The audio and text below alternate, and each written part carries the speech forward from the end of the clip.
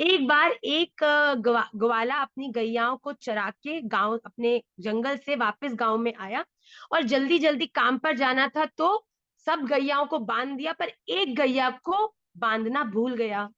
अब क्या हुआ कि वो एक गैया जो खुली भई थी, वो फिर से चरती चरती चरती चरती जंगल के भीतर चली गई।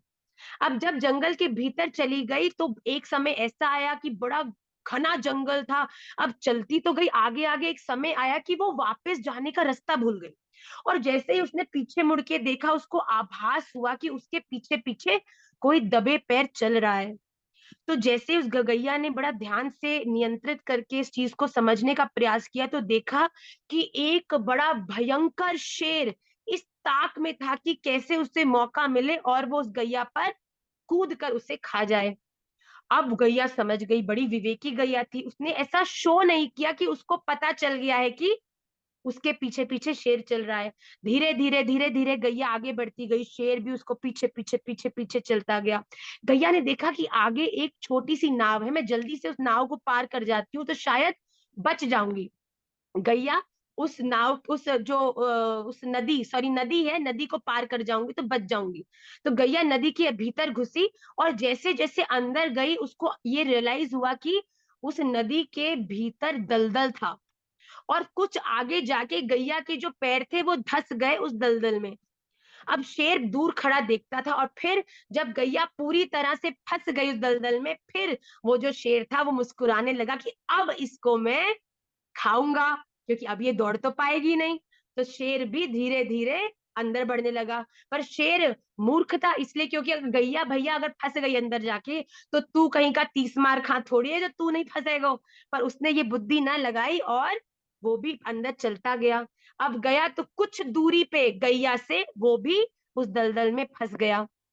अब गैया और शेर केवल बहुत पास पास खड़े थे, इतनी पास खड़े थे कि मतलब दोनों अगर उनके हाथ होते तो एक हाथ बढ़ाते तो एक दूसरे को स्पर्श कर सकते थे। पर अब खड़े तो बहुत पास पास थे पर फिर भी एक दूसरे को स्पर्श करना असंभव था। अब कुछ देर हो गई, 2 घंटा हो गया, 2.5 घंटा हो गया, जो हमारी गैया मैया थी वो थोड़ा सा बोर होने लगी। तो गैया मैया ने सोचा इस शेर जी से थोड़ी बात ही कर ली जाए। तो गैया मैया कहती शेर से, अरे शेर भैया, तुम्हारा कोई मालिक नहीं है? शेर जोर जोर से गुर्राने लगा, गुर्र। कहता अरे बिल्कुल, तेरे में बिल्कुल विवेक नहीं है, तू जानती नहीं है मैं इस जंगल का राजा हूँ, मैं सबका मालिक हूँ, मेरा कोई मालिक नहीं है, मेरे अधीन सब होके चलते हैं, मैं सबका मालिक हूँ। भैया कहती अच्छा अच्छा भैया क्षमा करना, इतना क्रोध क्यों करते हो, मुझे थोड़ी पता था कि तुम्हारा कोई मालिक नहीं है। तो शेर कहता बड़ा ऐसे बड़ा अभिमान में उस शेर ने उसका उत्तर दिया। तो गैया मैया तो सहज थी। गैया मैया कहती अच्छा, तो मतलब तुम्हारी तो मृत्यु निश्चित है अब। तो शेर गुर्राने लगा, कहता ऐसा क्यों बोलती है तू? तो फिर जो गैया मैया थी कहती क्योंकि मेरा तो मालिक है। तो शेर कहता मतलब? तो गैया मैया कहती अच्छा मेरी बात जरा ध्यान से सुनो, देख शेर भैया तू क्रोध करेगा तो मैं तुझे नहीं बताऊंगी, तू गुर्राए मती, क्योंकि गुर्राने से मेरा दिल जोर जोर से धड़कता है, कहीं मुझे हार्ट फेल ना हो जाए मेरा। तू धीरे से बात करे, मैं सब बताऊंगी तुझे। तो शेर ने गुर्राया, हाँ बता। तो गैया मैया ने कहा देख बेटा, देख शेर भैया, मैं तो अपने मालिक अपने ग्वाले की गैया हूँ। मेरा ग्वाला सुबह जल्दी जल्दी में मुझे छोड़ गया खुला, तो मैं विचरती हुई यहाँ पर आ गई। पर मुझे निश्चित पता है जब संध्या में मेरा ग्वाला वापस जाएगा और देखेगा कि मेरी गैया कहाँ है, तो वो ढूंढेगा मुझे, और ढूंढता ढूंढता ढूंढता ढूंढता वो निश्चित रूप से इस जंगल की तरफ आएगा और मुझे ढूंढ लेगा। शेर कहता, शेर गुर्राने लगा, अच्छा ऐसा कैसे हो सकता था? अभी शेर गुर्रा ही रहा था, शेर को क्रोध बढ़ ही रहा था, इतने में जोर जोर से जंगल में से आवाज आने लगी, नंदनी, ओ मेरी नंदनी। ये सुन के गैया जैसे जब प्रेम में बड़ी विभल हो जाती है तो गैया रमाने लगती है।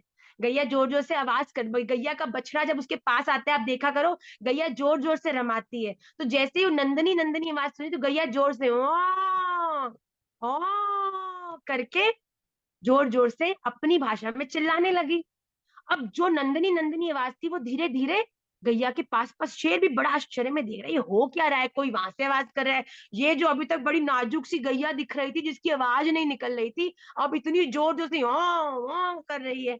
इतने में उसने क्या देखा कि एक ग्वाला अपनी गैया को ढूंढता ढूंढता उस नदी के तट पर पहुंचा।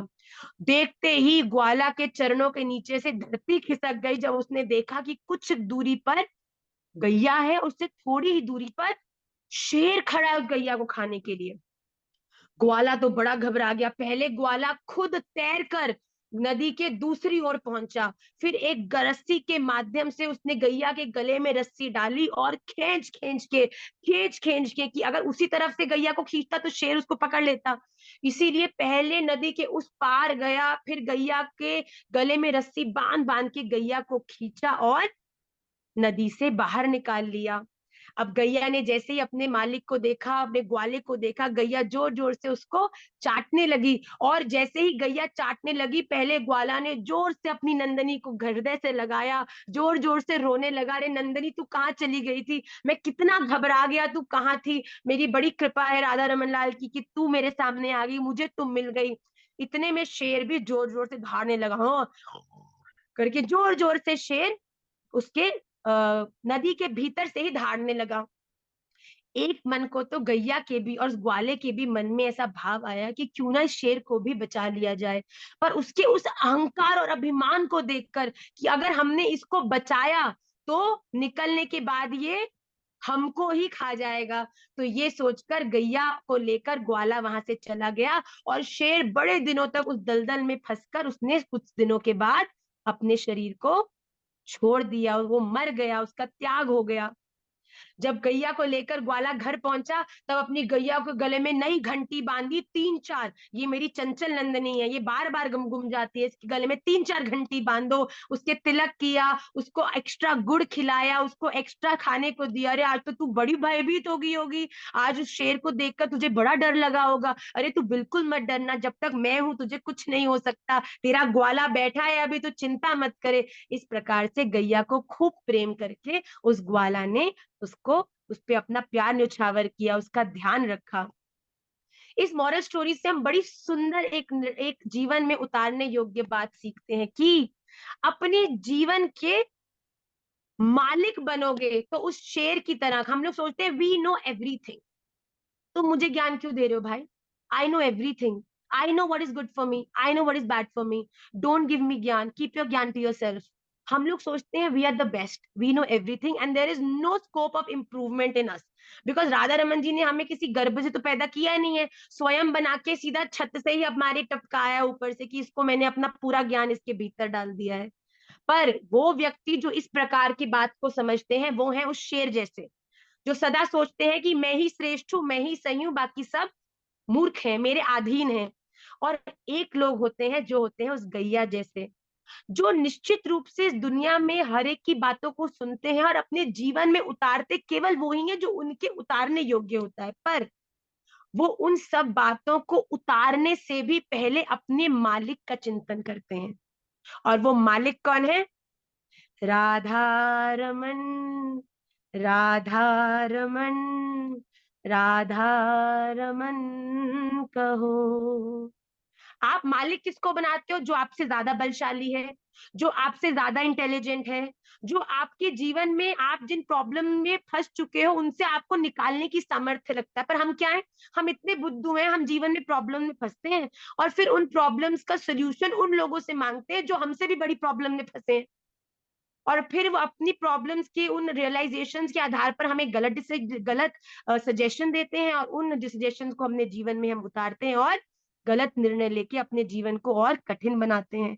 पर जब आप अपने जीवन के मुनीम हो जाओगे और अपने जीवन के मालिक श्री राधा रमन लाल को बना लोगे, तब क्या आपको लगता है कि मुनीम का कोई सिरदर्दी होती है? मुनीम तो आता है, रोज अपने मालिक के पूरे अकाउंट्स का अपना पूरा डेटा बनाता है, शाम को 5 बजे रजिस्टर बंद करता है, घर जाता है, बीवी बच्चों से खेलता है, खाना खाता है और सो जाता है, महीने के एंड में अपनी 25,000 की मजेदार सैलरी लेता है। क्या उसको कोई फर्क पड़ता है पुण्य, क्या उसको फर्क पड़ता है कि जो मेरा बॉस है उसको कितना प्रॉफिट हो रहा है, कितना लॉस हो रहा है, वो क्या कर रहा है, वो क्या नहीं कर रहा है? ना, वो केवल जाता है, अपना काम करता है। सिरदर्दी प्रॉफिट लॉस की है, बॉस की। अगर आप जीवन के बॉस बनोगे, अगर आप जीवन के मालिक बनोगे, अपने जीवन को, हर निर्णय को बिना गुरु गोविंद का ध्यान करे आप करोगे, तो आपके डिसीजंस, तो जो उनसे निकलने का रिजल्ट है वो भी आपका, और फिर उनको भोगने का जो कष्ट है वो भी आपका।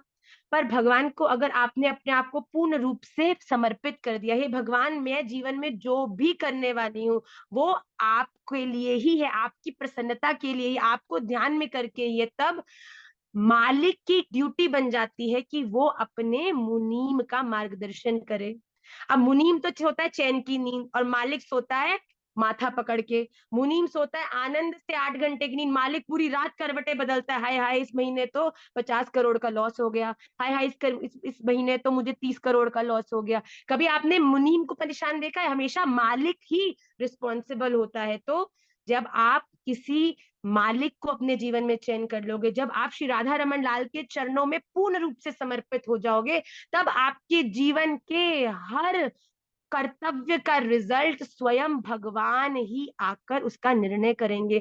अगर आप कभी प्रतिकूलताओं में भी फंसोगे, तब भी नंदनी, ओ नंदनी, रेणु, ओ रीमा, ओ प्रीति, ओ गुरनेक, भगवान किसी ना किसी रूप में आके, ये यथा माम प्रपद्यन्ते तांस तथैव भजामे हम, मम वर्तमानुवर्तन्ते मनुष्य पार्थ सर्वश। आप जिस भी रूप में भगवान को भजोगे, भगवान उसी रूप में आकर आपका मार्गदर्शन करेंगे। जैसे नंदिनी को खोजते उनका ग्वाला आ गया, अगर आप भी जीवन में राधा रमन देव जी को मालिक बना लोगे और आप उनकी गैया है जाओगे, तो भगवान आपको निश्चित जीवन की हर परिस्थिति से निकालने आएंगे ही आएंगे। अगर आप किसी कठिन परिस्थिति को फेस भी कर रहे हो, तो ये हमेशा याद रखना, इसका दो अर्थ है। या तो आपके जीवन में कुछ भी ऐसा नहीं घट सकता जो ठाकुर जी की इच्छा के अनुकूल ना हो। अगर आपके जीवन में कुछ ऐसा है जो आपको उस क्षण दुख दे रहा है, तो आप ये सहज समझ के मुस्कुरा देना कि ये आपकी मर्जी का नहीं, ये स्वयं राधा रमन देव जी की मर्जी का हो रहा है। क्योंकि या तो ये लीला, ये सिचुएशन आपकी लाइफ में आपके पूर्व में किए हुए जो बुरे कर्म है, आपके कर्मों में के कारण जो फल है, उनको नलिफाई कर रही है, जिससे कि आपके इस जीवन में ही सारे जो कर्म है, उनके जो फल से आपको जो भी भोगना है वो आप भोग कर अपने इसी जन्म में योग्य हो जाएं। इतीदम अद्भुतम स्तवम निशम्य भानु नंदिनी, उस मंडल में प्रवेश करने के लिए। या फिर आप इस सिचुएशन से निश्चित कुछ ऐसा सीखोगे जो आपके लिए आगे आने वाले जीवन में सीखना बड़ा अनिवार्य है। आज आप एक लेसन लोगे जिसके बाद आप फिर कभी उस परिस्थिति में दोबारा प्रवेश नहीं करोगे। तो जीवन में गिर भी रहे हो ना, तो ये गिरना बहुत बड़े बड़े भवसागरों में बहुत दूर तक गिरने से बहुत ज्यादा अच्छा है। इसीलिए अपने जीवन के हर निर्णय को भगवान और अपने गुरुदेव को ध्यान करके, दो चीजें सोचनी है कुछ भी करने से पहले। मैं यहाँ जा रही हूँ, क्या यहाँ जाने से अगर मेरे गुरुदेव को पता चलेगा कि मैं यहाँ गई तो वो प्रसन्न होंगे? हाँ होंगे। अगर भगवान राधा रमन लाल को पता चलेगा कि मैं यहाँ गई, वो खुश होंगे? हाँ होंगे। क्योंकि एक, आपको जो आप करते हो ना, केवल वो कर्म नहीं होता बच्चों, ये बात बड़ी ध्यान से सुनना। कर्म वो नहीं है जो आप कर रहे हो, उससे भी बड़ा कर्म ये है कि जो आप कर रहे हो वो करने का कारण क्या है, करने का वो कर्म। अगर आप मंदिर भी जा रहे हो, पर मंदिर भी किसी अन्यत्र लोगों को देखने के लिए जा रहे हो, तो वो एक अच्छा कर्म नहीं, वो एक बुरा कर्म है। पर अगर आप रोड पर या किसी मार्केट में भी जा रहे हो, पर वहां जाकर भी आपने जाने का अर्थ है किसी गरीब की सेवा करना, गरीबों में कुछ बांटना, कुछ अच्छा काम करना वहां जाकर, तो मार्केट जाना भी एक अच्छा कर्म है। तो इट डजेंट मैटर कि ओ देखो मैं माँ, मैं तो 16 माला कर रही हूँ, माला तो माँ मैं 16 कर रही हूँ, पर 16 माला करते हुए चिंतन मुझे डॉक्टर गुप्ता का और मिसेज श्वेता की, जो नई नई उन्होंने अभी हार खरीदा है ना, बड़ा चिढ़ाया मुझे पिछली मार के, पिछली बार जब मिली थी तो पूरा ध्यान उसके हार में, भगवान उसका हार चुर जाए, इसी की माला खींच रही हूँ, 1 2 3 4 5 6। तो फिर ये आपको भक्ति में कभी भी अग्रसर नहीं करेगा। क्या भक्ति करो जैसे अर्जुन ने करा, भगवान के पास जाओ, पर भगवान के पास जाकर भी भगवान से भगवान को ही मांगो। केवल तभी जीवन में, अगर आप वृक्ष के नीचे जाओगे फल लेने के लिए, एक पेड़ आपको सबसे अच्छी चीज क्या दे सकता है? फल खाने के लिए। अब जब आप पेड़ के पास जाओगे फल खाने के लिए, फल लेने का प्रयास करोगे, पर आपको पेड़ सहज छांव भी तो दे रहा है ना। चाहे छांव आपको जो शेड दे रहा है, धूप से बचा रहा है, वो तो कॉम्प्लीमेंट्री मिला आपको। आपने प्रयास किया शेड लेने का? नहीं, आपने तो फल लेने का प्रयास किया। वैसे ही जब आप भगवान के पास जाते हो, तब भगवान आपको अपनी सबसे बेस्ट चीज जो देते हैं, वो है अपने चरणों की भक्ति।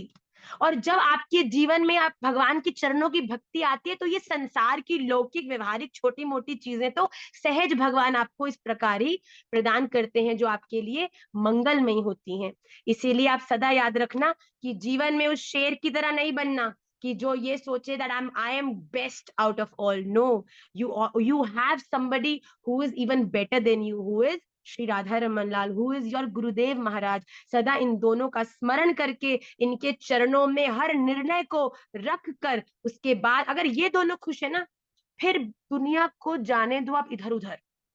Do not care what other people से। अगर आपके गुरु गोविंद आपके इस कर्म से, इस कृत्य से प्रसन्न है, तो बिना किसी डर के उसे कर डालो। तो इसी